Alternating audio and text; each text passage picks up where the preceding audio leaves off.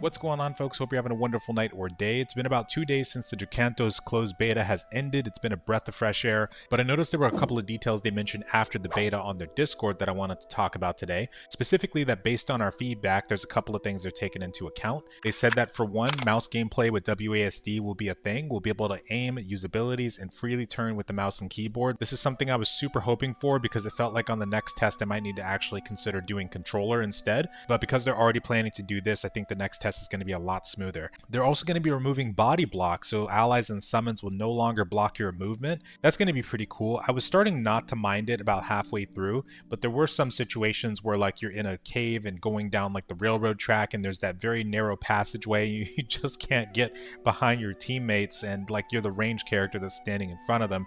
That was annoying, but they're also going to reduce the input lag, so the accidental delay is going to be fixed along with other performance improvements being made.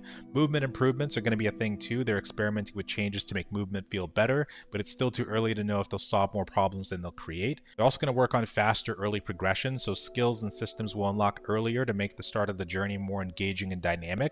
I think this will be a great change, specifically on the healer side. I feel like even in the lower level content, having those healers get access to their actual healing abilities could be very nice. I actually remember even that one of my friends that I was playing with, his friend was playing the cat character, and he stopped playing it pretty early on because it didn't have access to the heal until ultimate. They're also going to be working on better build clarity, so they're going to work on improving how they present the depth and complexity of hero builds, since many players didn't notice these systems as they're more visible in the end game. I'm assuming they're talking more about like the orbs, the trophies, the artifacts, stuff like that. If you're not aware, the artifacts are items you can equip that give you access to unique abilities, and there's over 180 of them. Trophies are going to be later down the line, but those actually give you passives, and artifacts and trophies can be leveled up. It's also horizontal progression, so once you unlock them, you can use them on other characters. There's a lot of depth to the build system, and you also have skill customization with the orb system, so whenever you take on those higher level adventures, those bosses, you'll be able to actually unlock all of that to further progress your character. Drakantos so far is actually checking off a lot of boxes for me. I'm really interested to see where it goes. And I also wanted to talk about a couple other features that they listed on their Steam page that I completely missed going into it.